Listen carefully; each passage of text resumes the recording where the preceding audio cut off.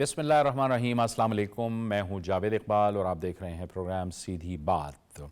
सदर आसिफ अली जरदारी ने 27वीं आइनी तरमीम बिल पर दस्तखत कर दिए और अब ये बाकायदा तौर पर पाकिस्तान के आइन का हिस्सा बन चुका है। इससे पहले कौमी असम्बली ने 27वीं तरमीम के बाद आर्मी एक्ट की भी मंजूरी दे दी और इसके साथ साथ अब जो है वो चीफ़ ऑफ डिफेंस फोर्सेस का ओहदा भी इसमें आ गया है। आर्मी चीफ़ अब चीफ़ ऑफ डिफेंस फोर्सेस भी होंगे और इसके साथ साथ उनकी जो तैनाती होगी वो वज़ीर आज़म करेंगे। इस ओहदे की मियाद 5 साल होगी और जो नया नोटिफिकेशन इसके लिए जारी किया जाएगा उस नोटिफिकेशन के मुताबिक इस ओहदे की जो मियाद है वो शुरू होगी।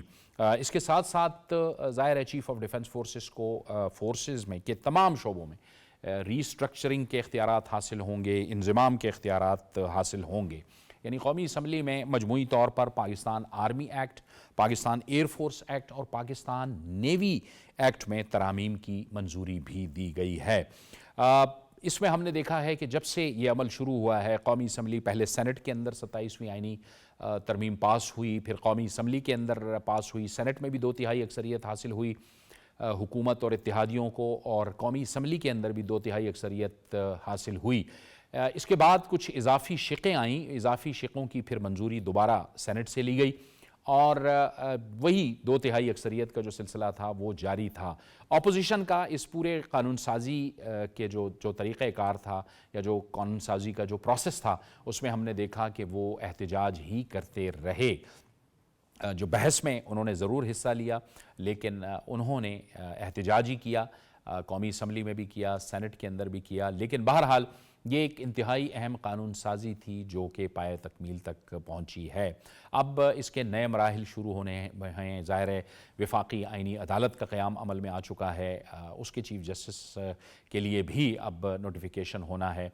बहुत से मराहिल अभी बाकी हैं लेकिन बहरहाल ये तरामीम अब आइन का हिस्सा बन चुकी हैं। पाकिस्तान की अदलिया, पाकिस्तान में जो इस्लाहात हैं, जो कानूनी मामलात में जो इस्लाहात हैं और जुडिशल रिफॉर्म्स की हम बात करते हैं, उसके लिए ये कितना अहम है। पाकिस्तान की जो सियासत है उस पर इसके क्या असरात होंगे और पाकिस्तान में जो गवर्नेंस है, जो हुकूमतें हैं जिनकी ज़िम्मेदारी बनती है कि वो अच्छी गवर्नेंस दें, उन पर इसके क्या असरात होंगे, कितना ये गवर्नेंस को स्ट्रेंथन करेंगे, मजबूत करेंगे। ये वो तमाम मामलात हैं जिस पर आज हम अपने प्रोग्राम में बात करेंगे। हमें ज्वाइन कर रहे हैं इस वक्त पाकिस्तान पीपल्स पार्टी से नादिर गबोल साहब, आपका बहुत शुक्रिया, आपने हमें ज्वाइन किया। सीनियर सहाफ़ी और तज्ज़ियाकार हमाद हसन भी हमें ज्वाइन कर रहे हैं। हमाद हसन साहब, आपका भी बहुत शुक्रिया इस गुफ्तगू में। नादिर गबोल साहब, यकीनी तौर पर हर एक दिन ज़ाहिर है कानून साजी के हवाले से हम बात कर रहे हैं, लेकिन पाकिस्तान की सियासत के लिए, पाकिस्तान की अदलिया के लिए हम क्या मतलब लें इन तरामीम से। अब ज़ाहिर है अब ये बाकायदा कानून बन चुका है, आइन का हिस्सा बन चुका है, क्या असरात होंगे?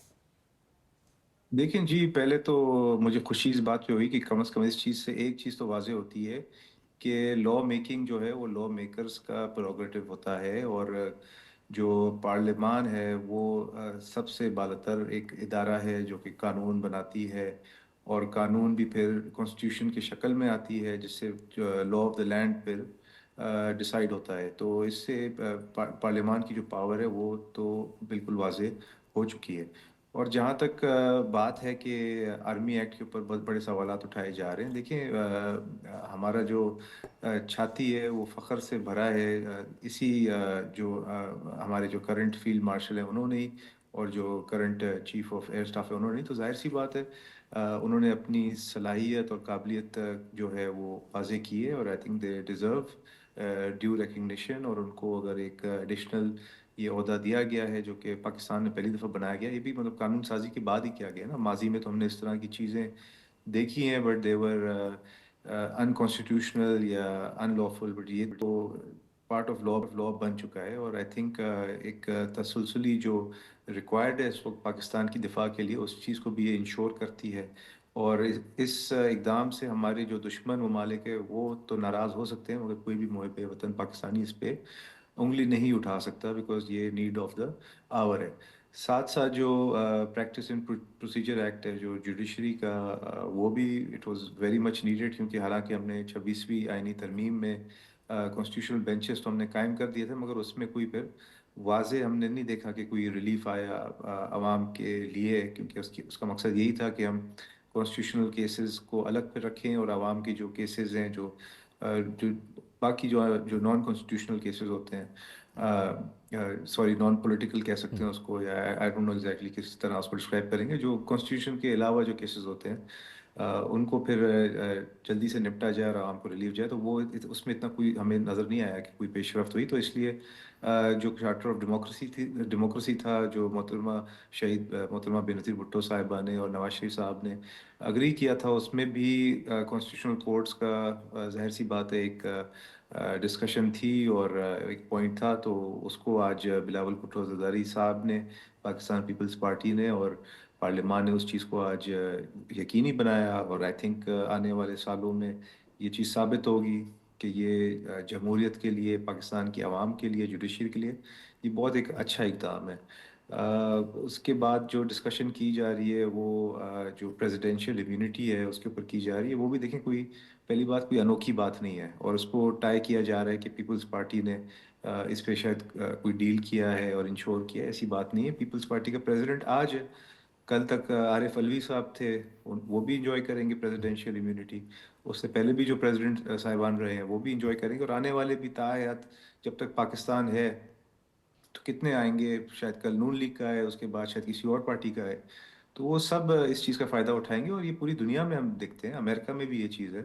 امریکہ میں ہم نے آج تک نہیں سنا کہ حالانکہ وہ کتنا ایک ڈیموکریٹک سوسائٹی مانا جاتا ہے اور ایک پروگریسو سوسائٹی مانا جاتا ہے، مگر پھر بھی وہاں پہ کبھی بھی سوالیہ نشان نہیں اٹھایا گیا کہ امریکہ کے پریزیڈنٹ کو پریزیڈینشیل امیونٹی کیوں ملتی ہے. تو پاکستان کے اندر بھی اگر یہ چیز آ گئی تو کسی کو آئی تھنک اس پہ اتنا اس کو کنٹروورشل نہیں بنانا چاہیے. اب ظاہر سی بات ہے جو اپوزیشن ہے ان کا تو صرف پارلیمان میں رہنے کا صرف ایک ہی مقصد ہے، وہ شور شرابہ اور ڈیموکریسی کو ڈیریل کرنا. ان کی جو سیاست ہے وہ صرف ایک ہی پوائنٹ پہ ہے کہ ان کا جو سزا یافتہ بانی چیئرمین ہے، جس کو کورٹس نے ہی سزا دی ہے، اس کو کسی طرح کلین چٹ دے کے جیل سے رہا کیا جائے، تو ان کو تکلیف ہو رہی ہے. ان کا تو کام ہی شور شرابہ اور عوام کو گمراہ کرنا اور جو پارلیمانی جو ایک پروسیڈنگز ہے اس کو ڈسٹرب کرنا، ان چیزوں سے فرق نہیں پڑتا. انشاءاللہ آنے والے دنوں میں پاکستان کی جو عوام ہے وہ یاد رکھے گی اس تاریخی دن کو کہ جو 27th امینڈمنٹ آئی اس میں جو ڈیموکریسی ہے وہ فردر اسٹرینتھن ہوئی ہے، جو ہمارے آرم فورسز ہیں وہ فردر اسٹرینتھن ہوئے ہیں، جو ہماری جوڈیشری ہے وہ فردر امپروو ہوئی ہے. تو ٹائم ٹھیک ول ٹیل انشاءاللہ. ٹھیک ٹھیک. حماد حسن صاحب، ظاہر ہے میثاق جمہوریت نے ایک بینچ مارک سیٹ کیا کہ جو سیاسی جماعتیں ہیں وہ غیر جمہوری قوتوں کو یا غیر جمہوری جو طاقتیں ہیں ان کو بالکل بھی موقع نہ دیں. اور پھر ہم نے دیکھا کہ اس کے بعد پارلیمان کے اندر جو ٹینیور تھا حکومتوں کا وہ مکمل ہوتا رہا. وزرائے اعظم بدلتے رہے لیکن ٹینیور جو ہے 5 سال کا وہ مکمل ہوتا رہا. 58-2 بھی ختم ہوا، وہ ایک ڈنڈا جو رہتا تھا اس کو بھی ختم کیا گیا. آج بھی ہم بہرحال ایک آئینی، قانونی اور جمہوری جدوجہد سے گزر رہے ہیں. پارلیمان اپنے آپ کو اسرٹ کرنے کی کوشش کر رہا ہے. یہ ظاہر ہے پارلیمان کی حکمرانی ہوئی، لیکن ظاہر ہے جو حق ہے قانون سازوں کا وہ دراصل پارلیمان کا ہی ہے. دیکھیں جاوید، پارلیمان کو یہ حق تو حاصل ہے کہ وہ کوئی بھی ترمیم لا سکتی ہے، اس کو پاس کرے تو وہ قانون کا حصہ بنے گا. لیکن پارلیمان کے اندر تو سیاسی جماعتیں ہی ہوتی ہے، کوئی اور تو نہیں آتا. سیاسی جماعتیں نظریات سے جنم لیتی ہیں، جدوجہد سے جنم لیتی ہیں، تو ان کی جدوجہد، ان کے نظریات، ان کی بنیاد، اسی بنیاد پر عوام ان کے ساتھ ہوتے ہیں. اور عوام اس لیے ہوتے ہیں تاکہ یہ سیاسی جماعتیں ان کے مفادات کا تحفظ کریں. مفادات میں عوام کے لیے فلاح و بہبود کے منصوبے بھی ہوتے ہیں، معیشت کی بہتری بھی ہوتی ہے، آئین و قانون کی سربلندی بھی ہوتی ہے. لیکن بدقسمتی سے ہماری سیاسی جماعتوں نے وہ کردار بہت کم سطح پر ادا کیا. یعنی جیسے کہ آپ نے بات کی میثاق جمہوریت کی، تو میثاق جمہوریت ایک بہت بڑا ایک طرح سے عمرانی معاہدہ تھا بے نظیر بھٹو مرحومہ اور نواز شریف صاحب کے درمیان. اور یہاں سے جمہوریت کی طرف ہم آگے بڑھنے لگے تھے، رفتہ رفتہ ہم آگے بڑھ رہے تھے. لیکن پھر کیا ہوتا ہے، پھر اچانک میدان میں عمران خان آ جاتے ہیں، گالم گلوچ اور سوشل میڈیا اور تضحیک اور دوسروں کو چور ڈاکو کا ایک طاقتور بیانیہ لے کر ناسمجھ اور شعور سے عاری طبقات ان کے ساتھ ہو جاتے ہیں، کم عمر نوجوان، اور وہ اسی دھارے میں بہہ جاتے ہیں، اور یہی سے ہمارا جمہوری سفر جو ہے وہ بری طرح متزلزل ہو جاتا ہے، اور پھر ہم ایک عشرے تک اس سے نہیں نکل پاتے۔ اب جو موجودہ منظرنامہ ہے، تو بحیثیت ایک صحافی یا لکھاری، دیکھیں ہمیں اس سے نکلنے میں ابھی دیر لگے گی۔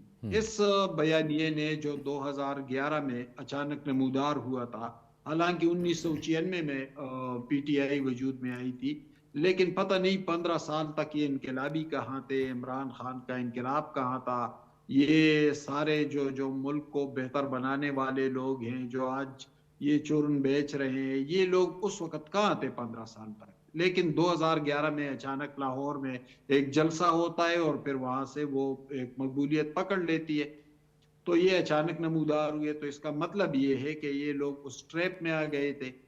اب وہ اتنی خوفناک لہر تھی کہ اس نے ہماری جمہوریت کی جڑیں کھوکھلی کر دی، ہمارے پارلیمان کو، ہمارے آئین و قانون کو، ہمارے پورے نظام کو تلپٹ کر کے رکھ دیا، برباد کر کے رکھ دیا۔ اب اس سے ہم فوری طور پر نہیں نکل سکتے، یہ محض جذباتی بات ہوگی، حقائق سے دور بات ہوگی کہ ہم فوری طور پر اس سے نکل پائیں گے۔ ہمیں وقت لگے گا، ہمیں مضبوط جمہوری عمل کی طرف بڑھنے میں ابھی وقت لگے گا۔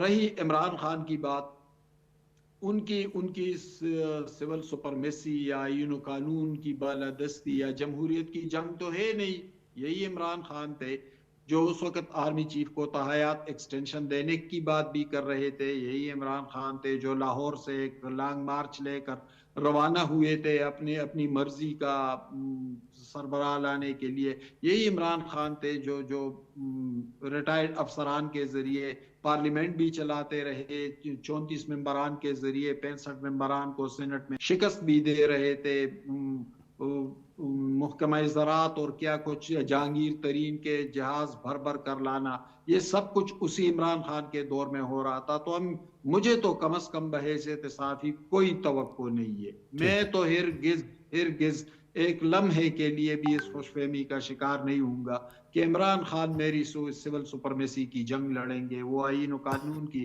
بالادستی کی جنگ لڑیں گے۔ وہ جنگ لڑ رہے ہیں تو اپنے اقتدار کی جنگ لڑ رہے ہیں، اقتدار کی کشمکش ہے یہ کوئی آئین کی سپرمیسی کی جنگ نہیں ہے۔ ٹھیک ہے جو موجودہ سیاسی جماعتیں ہیں، ان کا تجربہ بہت ہے، ان کا ٹریک ریکارڈ جو ہے وہ قدرے اچھا ہے، ٹھیک ہے، ان سے ہمیں توقع ہے۔ لیکن اس وقت ہمیں جن مسائل کا سامنا ہے وہ بہت سارے مسائل ہیں، وہ دہشت گردی بھی ہے، معیشت بھی ہے، بین الاقوامی سطح پر بھی ہمارا امیج قدر بہتر ہوتا جا رہا ہے۔ تو ہم فوری طور پر یہ توقع تو نہیں رکھ سکتے کہ بس ہم ایک بہت بڑی جمہوریت اور ہر حوالے سے بنیادی حقوق اور جمہوریت اور ایک مثال بن جائیں گے۔ ہمیں وقت لگے گا، بالکل صحیح ہے، بالکل صحیح ہے۔ ہمیں اس وقت ارباب خضر حیات بھی جوائن کر رہے ہیں نون سے ٹیلی فون لائن پہ۔ ارباب صاحب بہت شکریہ۔ آپ بتائیے، ظاہر ہے چیلنجز تو ہیں، اہم قانون سازی ہو گئی، لیکن ظاہر ہے پھر عوام کی بھی توقعات ہوتی ہیں، کیا ہم اس جو اہم قانون سازی سے نکل کر، اب ظاہر ہے عوام کی جانب بھی ہم نے توجہ دینی ہے، اور وہ جو توقعات آپ سے رکھی گئی ہیں وہ توقعات پوری رکھنے کی وہ پوری کی پوری وہ یقین اور امید رکھیں آپ سے؟ دیکھیے جاوید صاحب، جہاں تک ترامیم کا تعلق ہے تو یہ تو چلتے رہتے ہیں۔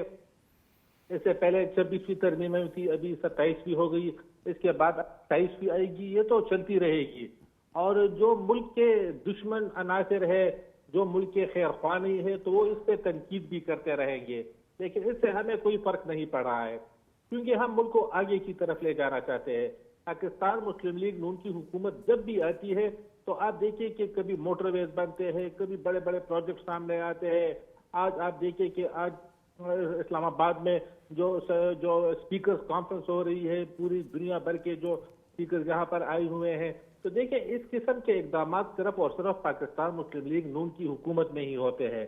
तो इस जो लोग ये नहीं चाहते हैं, जो चाहते हैं कि पाकिस्तान पीछे की तरफ चले जाए, पाकिस्तान में दहशत गर्दी हो, पाकिस्तान जो है वो यानी दूसरों के आगे हाथ फैलाए, तो वो ऐसे अनासर है जो कि अब भी असेंबली में बैठे हुए हैं, लेकिन हम उसकी तरफ नहीं देख रहे। वो अपना काम करते रहेंगे और हम अपना काम करते रहेंगे। आज वज़ीर-ए-आज़म शहबाज शरीफ साहब और फील्ड मार्शल आसिम मुनीर साहब की क़यादत में आप देखिए कि पाकिस्तान जो है बहुत आगे की तरफ निकल चुका है।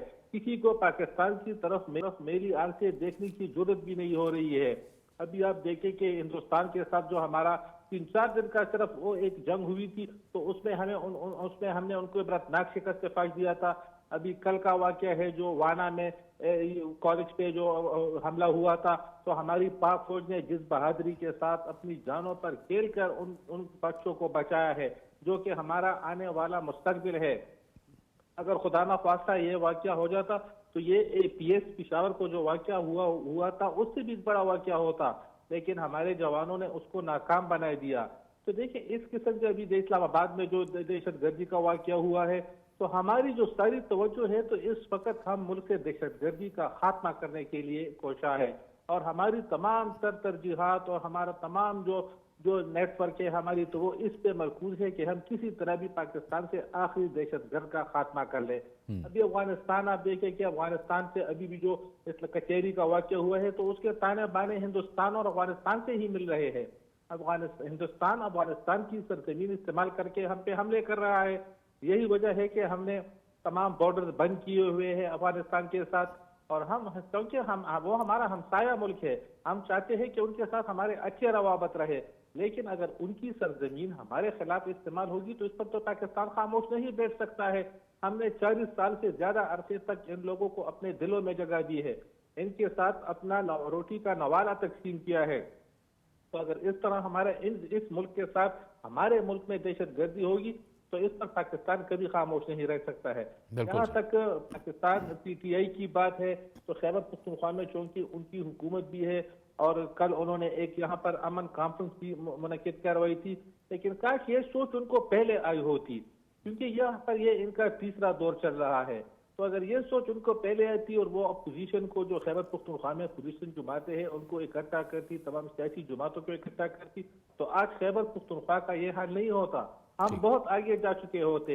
लेकिन अफसोस के यहाँ पर ऐसे हुक्मरान हम पे मुसल्लत होते हैं, जिस तरह अब मौजूदा वज़ीर आला है, जिसके बयानात पूरी दुनिया के सामने है कि वो किस किस्म के बयानात दे रहे हैं। कभी वो पाक फौज को तनकीद का निशाना बना रहे हैं, कभी रियासत को तनकीद का निशाना बना रहे। तो इस किस्म के जो बयानात या इस किस्म के जो इक़दामात होते, तो वो किसी सूरत मुल्क की मुफाद में नहीं होते। ठीक है, ये नादिर गबोल साहब, बहरहाल जब हमाद हसन साहब भी बात कर रहे थे कि हम एक कोशिश जद्दोजहद कर रहे हैं कि निज़ाम को बेहतर बनाने की कोशिश की जाए। जब ये मीसाक़ जमहूरियत हुआ उसके बाद मुझे याद है, क्योंकि हमने उसको कवर किया, हमने उस पर बात की, हम उसको बराह रास्त उसको कवर कर रहे थे, हम बहुत सी चीज़ों के गवाह हैं उसके। हम निज़ाम की मजबूती के लिए उसको एक बुनियाद करार दे रहे थे, लेकिन फिर हमने देखा जिन बातों का जिक्र किया, नई सियासी जमातें आईं, नई सियासी तहरीक इंसाफ आई, उसको हक़ था आइन और कानून के दायरे के अंदर रहते हुए अपनी सियासत करना। लेकिन फिर हमने देखा कि मुल्क की बड़ी अदालत से यूसुफ रज़ा गिलानी साहब को नाअहल किया गया, उसके बाद फिर मियां नवाज शरीफ साहब को चलता किया गया, सुओ मोटो के ज़रिए हुकूमतों को एक जकड़ के रखा जाता था। तो बहरहाल कौन ऐसा होगा, कौन ऐसा सियासत का दुश्मन होगा जो निज़ाम में बेहतरी नहीं चाहेगा और जो चाहेगा कि जमहूरियत भी आगे बढ़े और निज़ाम भी आगे बढ़े स्मूथनेस के साथ? जी देखिए, बिल्कुल, मैं तो एक स्टूडेंट ऑफ पॉलिटिक्स हूँ, और ये चीज़ तो बिल्कुल बेसिक लेवल पे सिखाई जाती है कि डेमोक्रेसी के अलग अलग ब्रांचेस होते हैं, legislative, executive, judicial, and obviously media भी कुछ कहते हैं कि वो फोर्थ पिलर ऑफ डेमोक्रेसी है। तो अनफॉर्चुनेटली हमारे जो इतने सीनियर भी लोग हैं इस मुल्क में, उनको भी नहीं पता कि इंस्टीट्यूशनल ओवररीच क्या चीज़ होती है, और अपने कानूनी और आइनी दायरे को रहते हुए उसमें आप बेहतर परफॉर्म कर सकते हैं और अपनी जिम्मेदारियों को अंजाम दे सकते हैं। तो माजी में अनफॉर्चुनेटली स्पेशली जुडिशरी की तरफ से हमने देखा جو ایک سوموٹو کا پریکٹس افتخار چودھری صاحب نے بنا دیا تھا کہ ہر چیز میں گورننس میں اسپیشلی بہت زیادہ انٹرفیئرنس ہوتی تھی. یہاں تک کہ کراچی کا ایک واقعہ ہے جو نسلہ ٹاور والا, تو ایک چیف جسٹس صاحب نے کہا کہ کیونکہ مجھے قائد اعظم کا مزار نظر نہیں آ رہا برج کے اوپر سے, تو میں یہ پوری بلڈنگ جس میں لوگوں نے اپنا خون پسینے کی کمائی ڈالی ہوئی ہے, تو وہ بلڈنگ ہی توڑوا دیتا ہوں میں. یہ بہت انفارچونیٹ ایشوز ہیں جو ہائی لائٹ کرتے ہیں کس طرح ماضی میں انسٹیٹیوشنز نے اپنے پاور کو مس یوز اور ابیوز کیا. بٹ یہ چیز ہر کسی کو, جو آلریڈی میں نے مینشن کی ہے, ہر کسی کو یاد ہونی چاہیے, پتہ ہونی چاہیے کہ جو پارلیمان ہوتا ہے وہ سپریم ادارہ ہوتا ہے ملک کے اندر. قانون وہ بناتا ہے اور وہ جو قانون ہے اس کو شکل کانسٹیٹیوشن کے شیپ میں دیتے ہیں, اور پھر اس چیز کو کوئی بھی پھر جو ہے بریچ نہیں کر سکتا.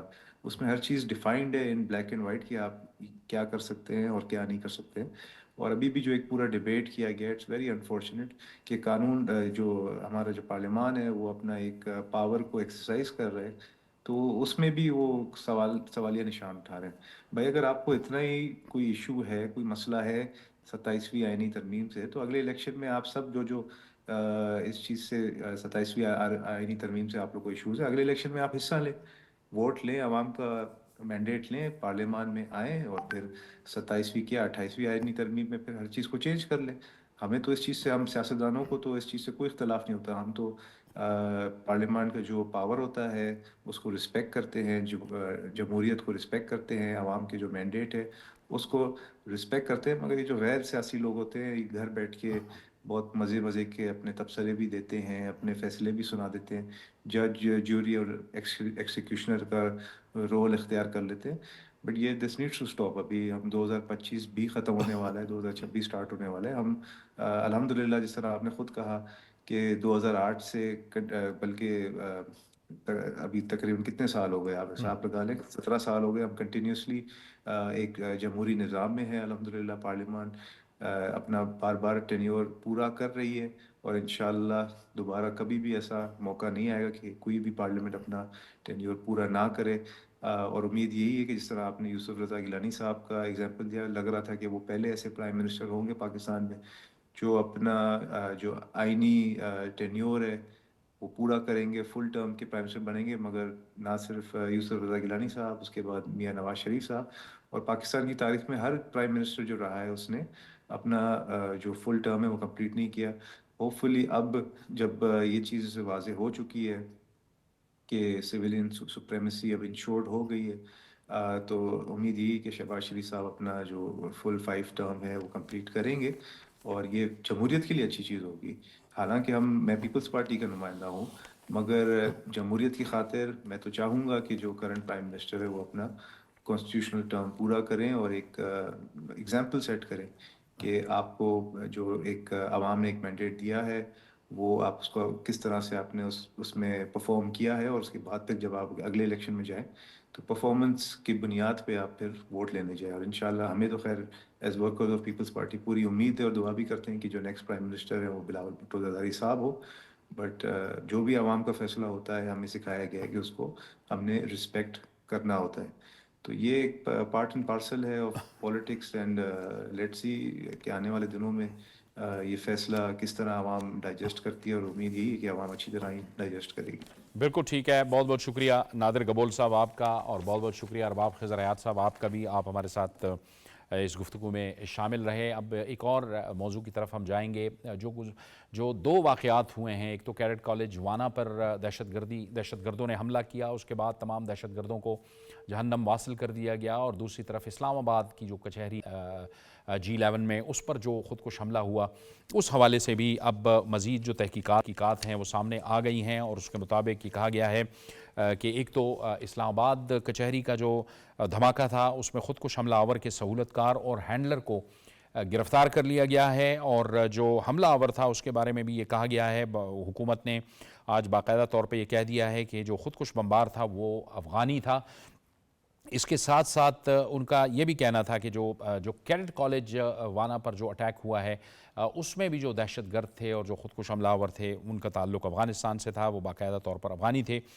اس کے ساتھ ساتھ جو کیڈٹ کالج وانا پر یہ حملہ ہوا تھا اس کی منصوبہ بندی بھی افغانستان میں ہوئی تھی، اور اس حوالے سے جو منسٹری آف انفارمیشن ہے، وزارت اطلاعات ہے، اس نے بھی تفصیل سے اپنا بیان جاری کیا ہے، جس میں کہا گیا ہے کہ کیڈٹ کالج وانا پر جو حملے کی منصوبہ بندی ہے اور کنٹرول جو ہے وہ افغانستان سے کیا گیا تھا۔ اس کے ساتھ ساتھ جو منصوبہ بندی تھی وہ افغانستان میں ایک خارجی زاہد نے کی، اور اس کی جو حتمی منظوری تھی وہ خارجی نور ولی محسود نے دی تھی۔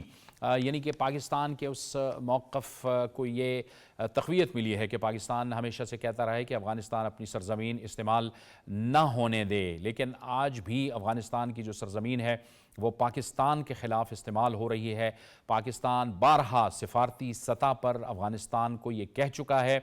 دوحہ میں ایک سیشن ہوا مذاکرات کا، پھر استنبول میں دو ظاہر ہے کہ سیشنز ہوئے پاکستان اور افغانستان کے درمیان، لیکن افغان جو ہے وہ تیار نہیں ہے پاکستان کے حوالے سے، جو پاکستان کے تحفظات ہیں اس پر عمل کرنے کے حوالے سے، اور جو کالعدم ٹی ٹی پی ہے وہ جس طرح سے افغان سرزمین استعمال کر رہی ہے۔ تو اس موضوع پر بھی ہم بات کریں گے۔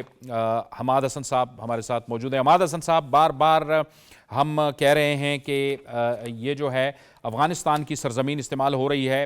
حماد صاحب، اس سے پہلے کہ میں آپ کی طرف آؤں، ہمیں دفاعی تجزیہ کار ایئر وائس مارشل عامر مسعود صاحب بھی جوائن کر رہے ہیں۔ عامر صاحب، بہت شکریہ، آپ نے بھی ہمیں جوائن کیا۔ عامر صاحب، پہلے آپ کی جانب آئیں گے۔ عامر صاحب، یقینی طور پہ یہ بڑی تشویش کی بات ہے کہ یہ جو دو حملے ہوئے ہیں، یہ دونوں حملے افغانستان کی سرزمین سے باقاعدہ اس کی جو ہے وہ ہدایات جاری کی گئیں، اس کی منصوبہ بندی ہوئی ہے۔ افغانستان جو ہے وہ بالکل بھی اپنے رویے میں تبدیلی لانے کو وہ تیار نہیں ہے۔ جی، بہت شکریہ آپ کا۔ بسم اللہ الرحمن الرحیم۔ دیکھیں جی، افغانستان جو پچھلے 4-5 دہائیوں سے جس طرح کا جنگ بندی ادھر جنگ ہوتی رہی ہے افغانستان میں، اور جو ٹیررسٹ آرگنائزیشن ادھر پروان چڑھی ہیں، اور جو سیف ہیونز افغانستان ہے اس وقت ٹیررزم کے لیے، تو جو گورنمنٹ ہے افغانستان کی وہ ٹوٹل ڈس فنکشنل ہے، اس کے اختیار میں بھی نہیں ہے، اور اس کی اتنی پاورز بھی نہیں ہے کہ وہ ان آرگنائزیشن کو ہارنس کر سکے۔ اسپیشلی جو ٹی ٹی پی ہے، وہ انفیکٹ ٹی ٹی اے کا ایک دوسرا تصویر کا رخ ہے، اور اسے وہ ہمیشہ استعمال کرتے رہے ہیں اپنے مقاصد کے لیے، جہاں پہ انہیں فورس کا استعمال کرنا ہوتا تھا۔ اور یہ ٹی ٹی اے جو ہے، چاہے وہ حقانی گروپ ہو، چاہے وہ قندھاری گروپ ہو، یا چاہے کسی اور ایریا کا وہ انفلوئنس رکھتا ہو وہ گروپ، ان کا بیسیکلی مقصد یہی ہے کہ وہ جنگ کا جو جنگ کی جو صورتحال ہے اس کو جاری رکھیں، کیونکہ ان کا جو ذریعہ معاش ہے وہ اس وقت یہی ہے کہ وہ کسی طرح کے ٹیررزم کرتے رہیں دنیا میں کسی جگہ پہ بھی۔ اور پاکستان چونکہ ان کا ایک نیبر ہے، اور سب سے زیادہ باؤنڈری جو ہے وہ پاکستان کے ساتھ ان کی لگتی ہے، اور وہ یہ سمجھتے ہیں اپنے ذہنوں میں کہ پاکستان ہر طرح کی جو تخریب کاری افغانستان میں ہوتی رہی ہیں، جو جنگیں ہوتی رہیں، اس میں جو نقصان پہنچایا ہے وہ پاکستان نے پہنچایا ہے۔ حالانکہ انہیں اس بات کا احساس نہیں کہ پاکستان ایک ٹائم پہ 5 ملین افغانیوں کو ہوسٹ کر رہا تھا ایز ریفیوجیز، اور ابھی بھی پاکستان کے اندر کم از کم 3.5 سے 4 ملین افغانیز موجود ہیں، اور وہ کئی سالوں سے موجود ہیں اور بزنسز بھی ادھر کر رہے ہیں، لیکن دل ان کے جو ہے اس طرح سے صاف نہیں ہیں جس طرح ہونے چاہیے اپنے کسی ہوسٹ کے لیے جس نے آپ کو اتنے سالوں سے ہوسٹ کیا ہو، اتنے عرصے سے آپ کو اپنے پاس رکھا ہو۔ سو بنیادی وجہ جو یہ ہے ٹیررزم کی، وہ انفیکٹ 3 چیزوں پہ ہے۔ ایک تو یہ کہ ٹیررسٹ آرگنائزیشن ادھر پروان چڑھی ہیں اور چڑھ رہی ہیں، کیونکہ ان کو فائنینسنگ موجود ہے انڈیا کی طرف سے، را کی طرف سے، اور باقی بھی کچھ ممالک کی طرف سے جو کہ کچھ عزائم رکھتے ہیں اس خطے میں، ان کو ریکروٹمنٹ موجود ہے ان کے لیے۔ جتنے بھی یوتھ موجود ہے افغانستان میں، اس کا ذریعہ معاش یہی ہے کہ وہ لڑائیاں کرے اور وہ کسی قسم کا ٹیررزم کرے، اور ہمارے بارڈر ایریاز میں بھی بلوچستان اور کے پی میں وہ کافی سارے یوتھ کو اس معاملے میں کنونس کر رہے ہیں اور کرتے رہے ہیں، اور جو یوتھ کسی قسم کے گریوینسز ہیں اس کے گورنمنٹ کے اگینسٹ، وہ جا کے ان کو جوائن کر لیتا ہے، یا وہ لوگ جن کے پاس کوئی روزگار نہیں ہے وہ بھی ان آرگنائزیشن کو جوائن کرتے ہیں تھرو فورس اور فیور۔ اور تیسری چیز جو سب سے امپورٹنٹ ہے میں سمجھتا ہوں وہ ہے اسلحہ، اور اسلحہ وہاں پہ بے انتہا موجود ہے جو امریکنز چھوڑ کے گئے ہوئے ہیں. تقریباً 7 بلین کا اسلحہ چھوٹی گن سے لے کر بڑی آرمرڈ وہیکلز ادھر موجود ہیں جنہیں ٹی ٹی اے اور ٹی ٹی پی والے دونوں استعمال کر رہے ہیں. بلکہ باقی آرگنائزیشنز جو بی ایل اے وغیرہ ہے اور جو ادھر القاعدہ وغیرہ موجود ہے وہ بھی ان ویپنز کو استعمال کر رہی ہے, کیونکہ اس کا کوئی پرسان حال نہیں ہے, کوئی ٹریکنگ میکنزم نہیں ہے یا کوئی کنٹرول میکنزم نہیں ہے حکومت کے پاس کہ وہ ان ویپنز کو کنٹرول کر سکے. ٹھیک. تو ان چیزوں کے ہوتے ہوئے ٹیررزم کا ختم ہونا بہت مشکل ہے. اور unfortunately Pakistan being a neighbour country اور India being our prime enemy, وہ ان کو فائنینس کرتے رہیں گے اور وہ کوشش کریں گے کہ پاکستان کو 1000 کٹس لگائیں through irregular means, through unconventional means, کیونکہ کنونشنل طریقے سے تو ان کے پاس کوئی موقع نہیں ہے یا کوئی طریقہ نہیں ہے کہ وہ پاکستان کو زیر کر سکیں, اور وہ دیکھ بھی چکے ہیں.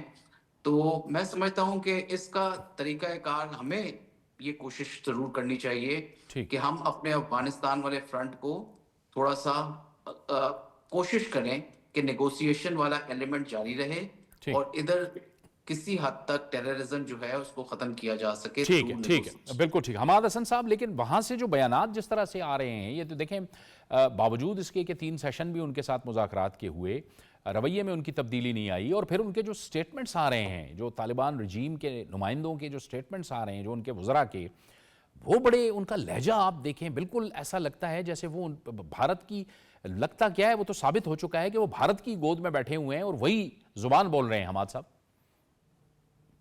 دیکھیں, افغانستان کے بہت سارے المیے ہیں. ایک تو وہ ایک طویل جنگ سے گزرا ہے, 45-50 سال تک وہاں پر عالمی قوتیں بھی آتی رہی, پھر خانہ جنگیاں بھی ہوتی رہی, وار لارڈز بھی ایک دوسرے سے ٹکراتے رہے, پھر بہت سارے ممالک اور بہت ساری پس پردہ قوتوں کے انٹرسٹ بھی افغانستان میں شفٹ ہو گئے, اور اس کا فائدہ اٹھایا ہمارے ازلی دشمن انڈیا نے.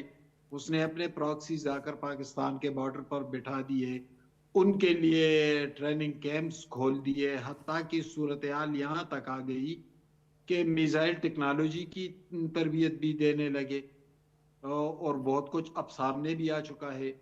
اب انڈیا اپنی ہزیمت کا بدلہ ان دہشت گردوں کے ذریعے لینا چاہتا ہے. افغانستان کا مسئلہ یہ ہے کہ وہاں پر وہ ایک طویل جنگ سے تو گزرا, لیکن وہاں پر کوئی جمہوریت تو آئی نہیں, کوئی پارلیمنٹ بنا نہیں, کوئی الیکشن ہوئے نہیں, منتخب لوگ سامنے آئے نہیں. جو ان کا جو بہترین برین تھا جو افغانستان کا, وہ چونکہ مہاجرت میں تھا, پھر بہت سارے اوورسیز ہو گئے, دوسرے ممالک میں چلے گئے, ایک قبائلی خانہ جنگی کی سی کیفیت رہی, اور اسی میں سے ایک مسلح, بہت سارے مسلح گروہ پھوٹے. کبھی ایک مسلح گروہ غالب آ جاتا ہے, کبھی دوسرا مسلح گروہ غالب آ جاتا ہے. اب ان مسلح گروہوں کے پاس کون سا ویژن ہے, کون سا ان کو خطے کے مفادات کا علم ہے, کون سا وہ تاریخ کو جانتے ہیں. وہ جانتے ہیں تو صرف بندوق کو جانتے ہیں, اپنے ذاتی مفادات کو جانتے ہیں, اور اسی نے افغانستان کے اندر دنیا جہان کے پراکسیز اتار دیے, انہیں دہشت گردی پر لگا دیا, انہیں ٹیررزم پر لگا دیا, اور اس کا سارا ملبہ جو تھا وہ پاکستان پر گرا.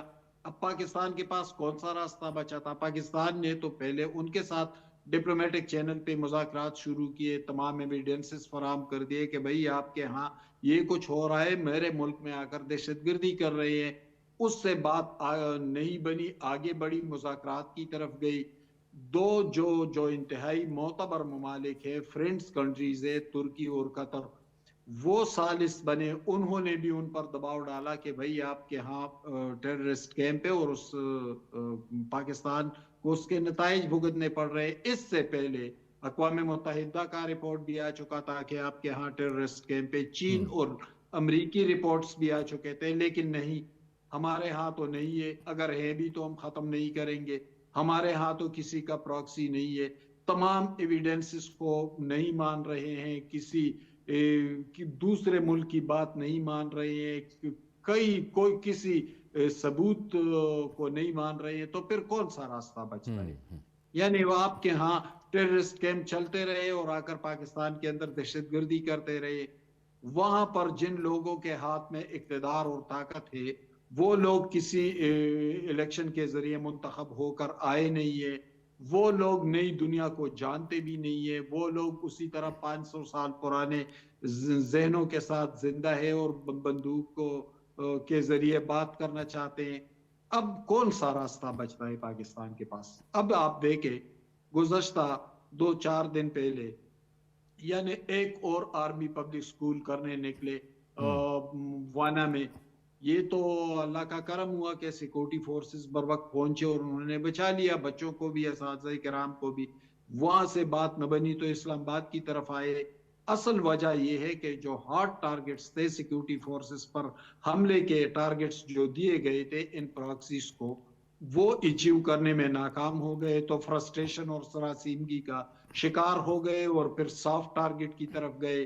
سافٹ ٹارگٹ سکول کے بچے تھے، سافٹ ٹارگٹ مسجدیں تھی، سافٹ ٹارگٹ بازار کچہریاں تھی، سافٹ ٹارگٹ عام لوگ تھے اور سویلین تھے، اس کی طرف گئے۔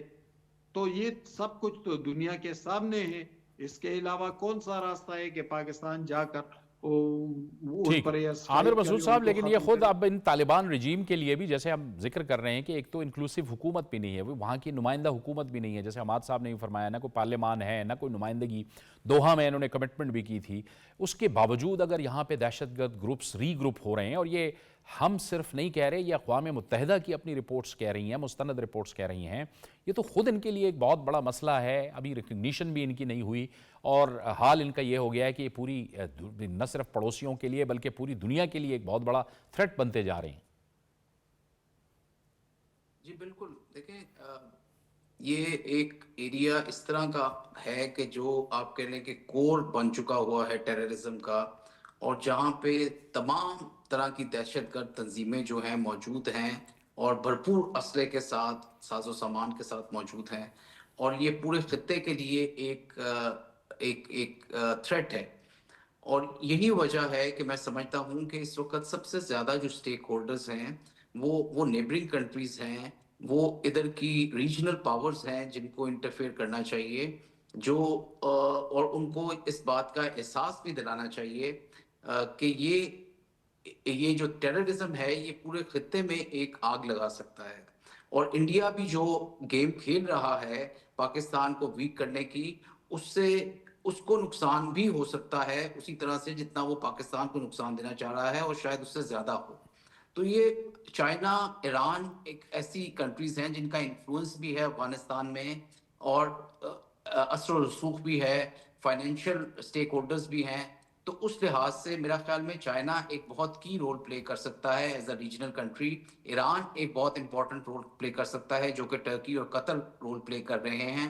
اور یہ بات کا بھی ہمیں اندازہ ہونا چاہیے کہ ہمیشہ سے افغانستان جو ہے وہ گریٹ پاور کی گیمز کا ایک محور رہا ہے، ایک ہب رہا ہے، جہاں پہلے برطانیہ اور رشیا کے روس کے درمیان ایک گریٹ گیم کھیلی گئی، اور ساری دنیا اسے جانتی ہے کہ کس لیول پہ وہ ایک آپس میں جو ان کی تھی ٹکراؤ تھا، اور افغانستان ہی اس کا مین جو تھا وہ ایریا تھا۔